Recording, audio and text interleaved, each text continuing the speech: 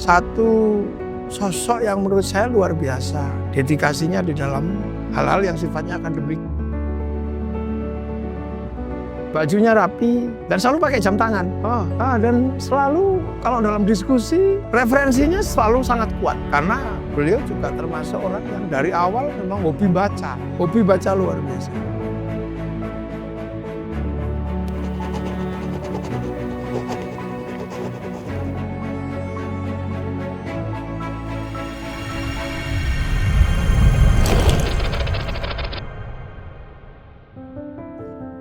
Saat di pergerakan, ia juga dipercaya menjadi Ketua Senat Mahasiswa Institut Agama Islam Negeri Sunan Kalijaga dan juga menjadi Ketua Forum Senat Mahasiswa Yogyakarta FKSMY yang saat itu aktif mempelopori gerakan-gerakan reformasi gitu ya. IAIN itu pernah diserbu. Wah udah tuh berapa itu kampus itu. Setelah itu orang itu cari Rojaki mana? Rojaki mana?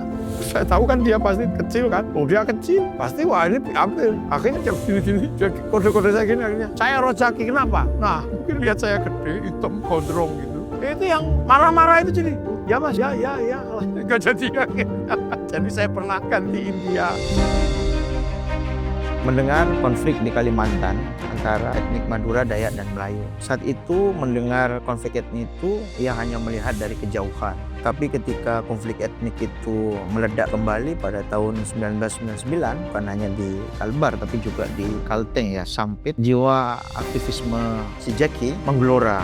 Bapak Rojaki yang nampaknya mengomandani rekan-rekannya dari pihak Madura santun dan meyakinkan. Beliau mampu menenangkan dua pihak yang bertikai dengan caranya yang unik, tenang dan tidak memihak. Pada akhirnya usul dan tekad perdamaian tersebut mendapat pengakuan dari kedua pihak. Perdamaian awal terlaksana dengan lancar dan masing-masing pihak menyerahkan sejam andalan sebagai simbol perdamaian. Mahasiswa Kalimantan Tengah menyerahkan mandau dan mahasiswa Madura menyerahkan keludi.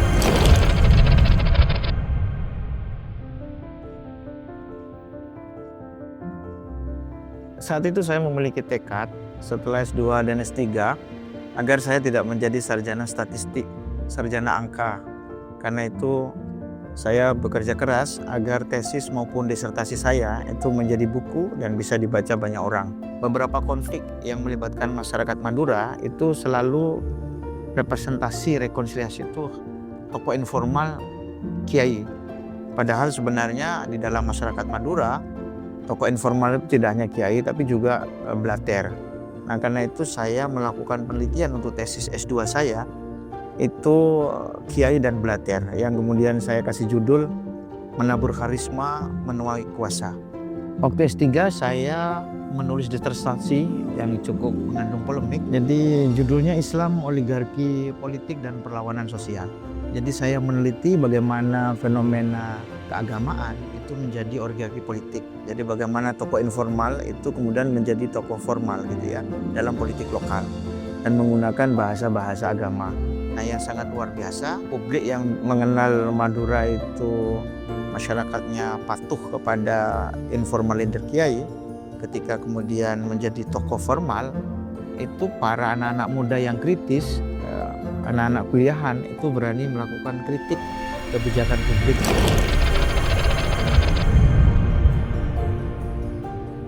Abdur Rojaki yang saya kenal adalah seorang yang serius berpikir dan bergerak di dalam apa yang disebut kebersatuan dalam kebinekaan.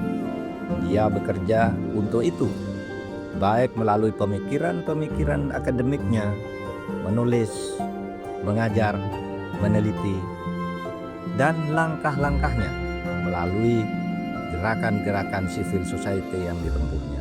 Disiplin keilmuannya cukup mumpuni. Kalau kemudian sekarang mendapatkan guru besar di bidang Islam dan etnis, cukup bagus. Karena problem-problem Islam dan problem-problem etnik itu memang menjadi problem yang kadang memang harus ada jalan tengahnya.